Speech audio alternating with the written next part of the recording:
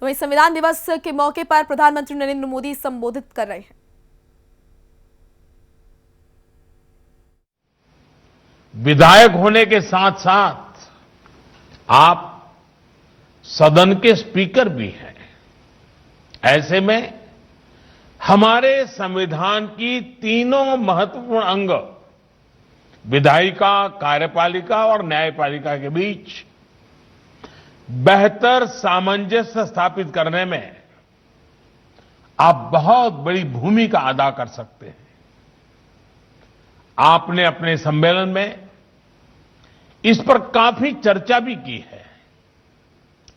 संविधान की रक्षा में न्यायपालिका की अपनी भूमिका होती है, लेकिन स्पीकर लॉ मेकिंग बॉडी का फेस होता है। इसलिए स्पीकर एक तरह से संविधान के सुरक्षा के कवच का पहला प्रहरी भी है। साथियों, संविधान के तीनों अंगों की भूमिका से लेकर मर्यादा तक सब कुछ संविधान में ही वर्णित है।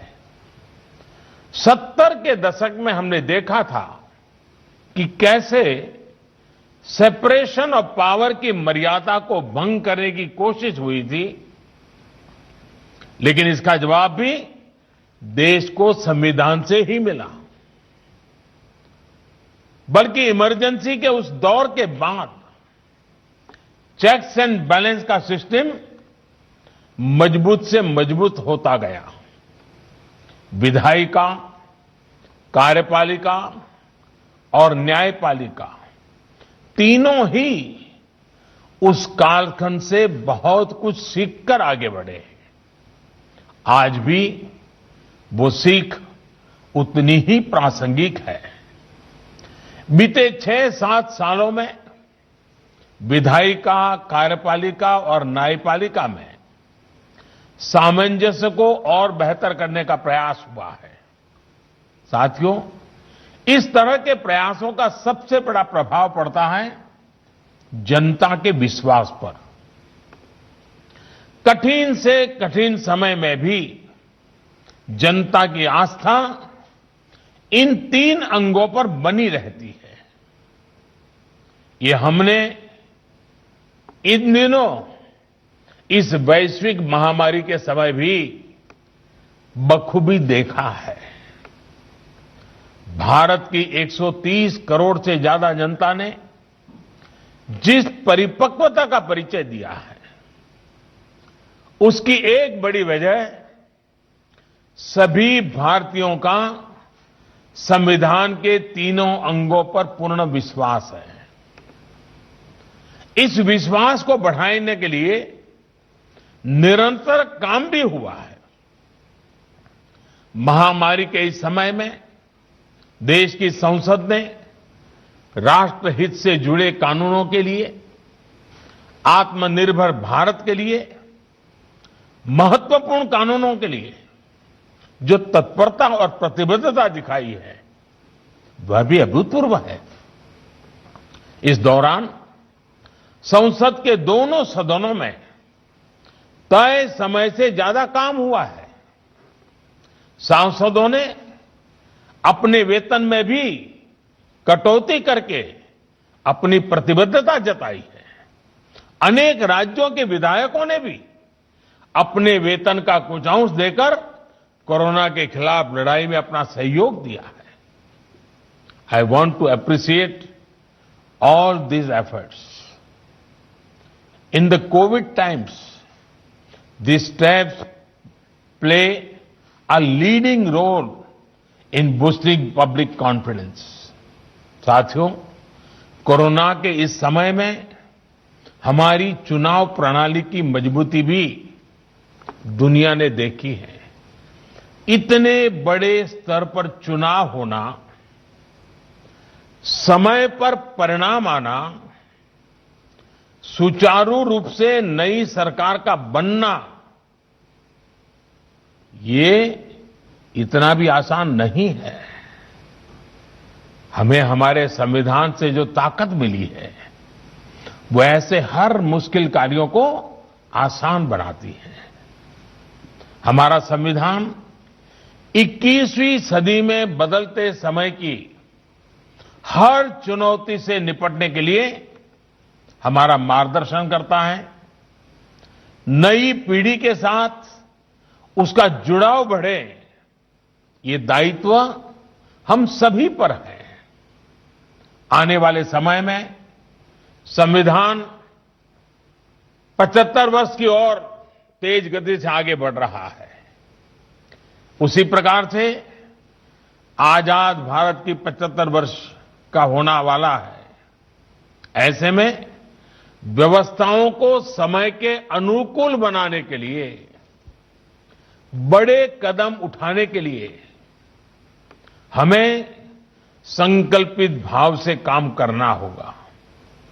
राष्ट्र के रूप में लिए गए हर संकल्प को सिद्ध करने के लिए विधायिका, कार्यपालिका और न्यायपालिका उसको बेहतर तालमेल के साथ काम करते रहना है।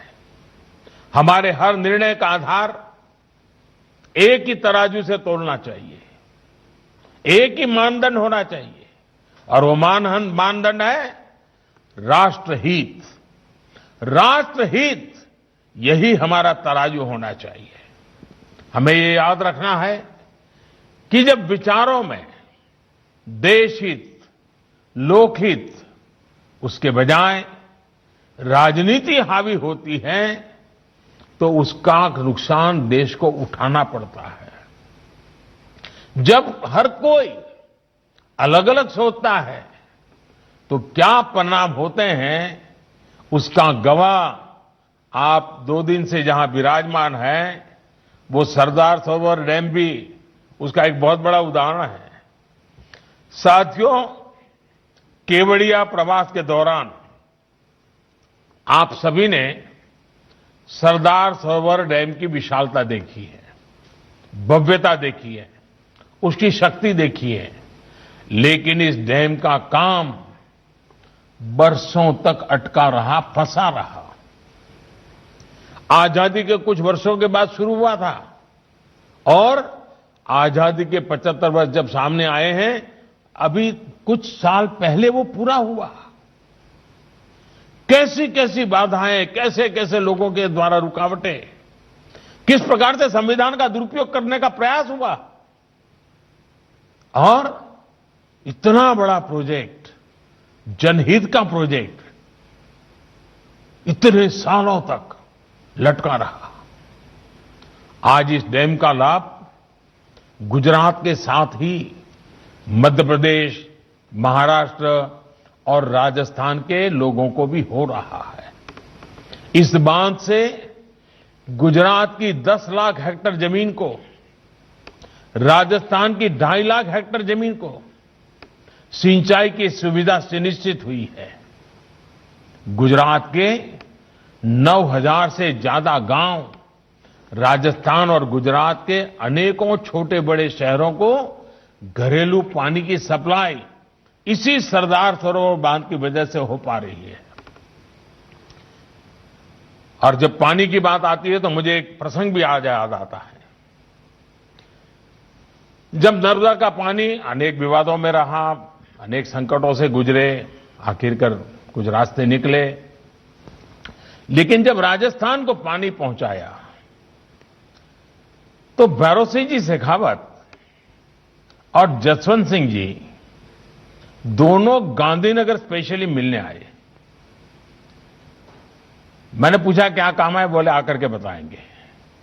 वो आए और मुझे उतना उन्होंने अभिनंदन दिए, इतने आशीर्वाद दिए, इतनी, मैंने कहा इतना प्यार, इतनी भावना क्या। अरे बोले भाई, इतिहास गवाह है कि पानी के बूंद के लिए भी युद्ध हुए हैं, लड़ाइयां हुई हैं, 2-2 परिवारों के बीच बंटवारा हो गया है।